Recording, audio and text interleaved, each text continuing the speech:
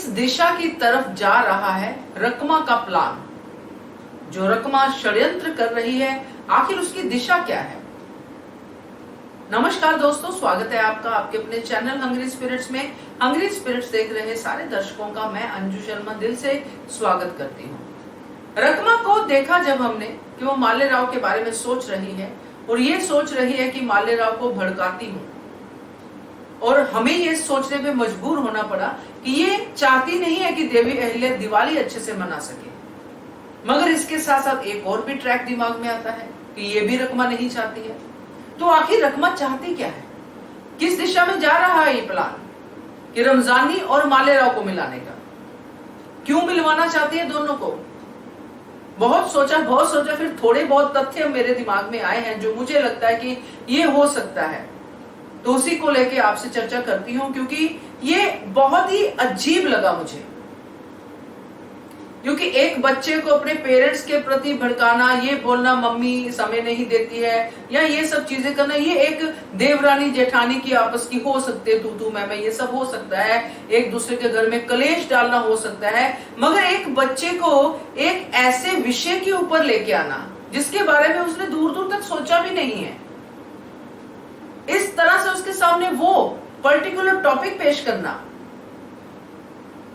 कि आपके पिता को ये पसंद है, आपके पिता को वो नहीं पसंद है, यानी कि औरतों के बारे में ये बताना। और माल्य राव की उम्र अभी है ही क्या? तो करते हैं दोस्तों चर्चा इसके ऊपर। मगर पहले वही निवेदन आप लोगों से जिन्होंने अभी तक चैनल को सब्सक्राइब नहीं किया है, कृपया कर लीजिए। साथ में दोस्तों बेल आइकॉन दबाइएगा ताकि आपको हमारे वीडियोस के नोटिफिकेशन मिलते रहे। द्वारका रानी और रकमा अभी दोनों एक जैसी थॉट पे ही चल रही है। सीन में द्वारका रानी को रख दो, रकमा को निकाल दो, रकमा को रख दो, द्वारका रानी को निकाल दो, कोई फर्क नहीं नजर आ रहा है। द्वारका रानी भी वही कर रही है, रकमा भी वही कर रही है। द्वारका रानी का जो टेस्ट है वो अलग है, उसका लक्ष्य अलग है, उसको गुन्नू जी को गद्दी दिलानी है। रकमा का लक्ष्य है कि अपने पति को, यानी कि जो तुक्कू जी है। तो यहाँ पे ये डिफरेंस तो दोनों का एक ही है जो हम देखते हैं, जो एंड में आता है, मगर कार्य करने का तरीका सेम टू सेम। तो जो रकमा सोचती है वो उस डायलॉग के बाद सोचती है, माल्य राव को बिगाड़ने की बात जो सोचती है, जब हरकू बाई साहब कहती है कि देवी अहिल्या बाहर कितना बड़ा काम करने जा रही है, लोगों के दिल में एक ऐसी उम्मीद की किरण बंधाने जा रही है जो वर दक्षिणा वाली बात है। ये हरकू बाई साहब रकमा से शेयर करते हैं बहुत खुशी से। और दीपावली वाले दिन ये इतना बड़ा जो काम होगा समाज के लिए, इतना बड़ा भलाई का काम होगा, उसके लिए वो बहुत खुश है। मगर हरकू बाई साहब के कहने के बावजूद रकमा के चेहरे पे वैसे ही एक्सप्रेशन है, वो कुछ खुश नजर नहीं आती है, फॉर्मेलिटी सेक भी खुश नहीं नजर आती है। और उसके बाद उनके जाने के बाद क्या सोचती है कि अब माल्य राव को मैं देखती हूँ कैसे वो अपनी आई बाबा के साथ मनाता है दिवाली, और पहुंच जाती है माल्य राव के पास। यहीं पे मेन उसकी दिशा की समझ रखना हमारे लिए जरूरी है, उस पर चर्चा करना हमारे लिए जरूरी है। तो यहाँ पे वो कंपैरिजन करती है उनकी आई का, यानी देवी अहिल्या का, और रमजानी का। डायरेक्टली कुछ नहीं कहती, इनडायरेक्टली कहती कि तुम्हारे पिता को रमजानी पसंद क्यों है। एक बच्चे के दिमाग में ये डाल रही है कि तुम्हारी आई की जगह वो दूसरी औरत को पसंद कर रहा है। और क्यों कर रहा है? उसकी अच्छाइयां कर रही है कि समय है उसके पास, वो ध्यान रखती है तुम्हारे पिता का, साथ में ये भी कहती कि डांस करती है, कलाकारा है, वो सब चीजें कहती है, तुम्हें मिलना चाहिए रमजानी से।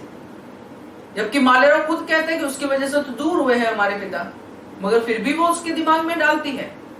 तो बात यह है दोस्तों कि उसने तो ये दिशा पकड़ ली कि मैं इस तरीके से देवी अहिल्या के घर में कलेश डालूंगी दीपावली वाले दिन, ताकि ये जो सोचे बैठे हैं सारा परिवार कि हम लोग मिलके दिवाली मनाएंगे, खुशी खुशी दिवाली मनाएंगे, वो नहीं मैं मनवाने दूंगी। वो तो मेरे होते हो ही नहीं सकता। कैसे खुश रह सकती है देवी अहिल्या? मगर जहां तक मुझे लगता है कि माल्य राव का रमजानी को देखना, और रमजानी को जब वो देखेंगे, जब वहां पे जो प्रसाद वाली बात हम कमिंग अप में देख रहे हैं, जहां पे बताया जाएगा माल्य राव को भी ये रमजानी है, तो माल्य राव का क्या वही रिएक्शन होगा जो रकमा चाहती है? अगर माल्य राव का वो रिएक्शन आता है तो क्या खंडेराव इस बात को सीरियसली नहीं लेंगे? बिल्कुल लेंगे। तो क्या रकमा की दिशाहीन नहीं हो जाएगी? क्योंकि अगर खंडेराव मालेराव की बात को सीरियसली लेते हैं और मालेराव रमजानी को कहता है कि आप जो है आप मेरे पिता को अच्छी लगती हैं, चाहे वो किसी और तरीके से कहे कि मेरी आई में ये नहीं, आप मेरे पिता को समय देती है, जो भी वो मालेराव कहेगा वो सीन हम देखेंगे। मगर क्या मालेराव के ये कहने के बाद, सबके सामने ये बात रखने के बाद, क्या बाकी लोगों के दिमाग में नहीं आएगी ये बात? क्या खंडेराव के दिमाग में नहीं आएगी कि मेरा बेटा ये सोच रहा है? मेरा बेटा अगर ये सोच रहा है कि मैं उसकी आई को पीछे रख के किसी और औरत को पसंद कर रहा हूं, तो इसका क्या इंप्रेशन है, मेरा क्या इंप्रेशन है इस पे?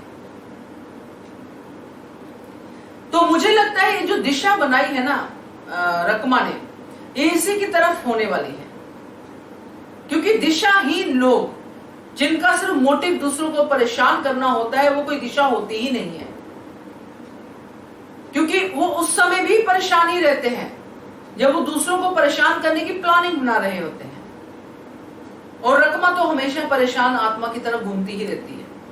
अब देखते हैं कैसे इस चीज को कंसीव किया जाता है, कैसे इस चीज को हमारे सामने लाया जाता है। मगर ये जो रकमा ने अपनी दिशा पकड़ी है, ये बिल्कुल उसके फेवर में जाने वाली नहीं है। आपका क्या विचार है इसके बारे में कमेंट करके बताइएगा। देखते रहिए channel hungry spirits. Thank you so much.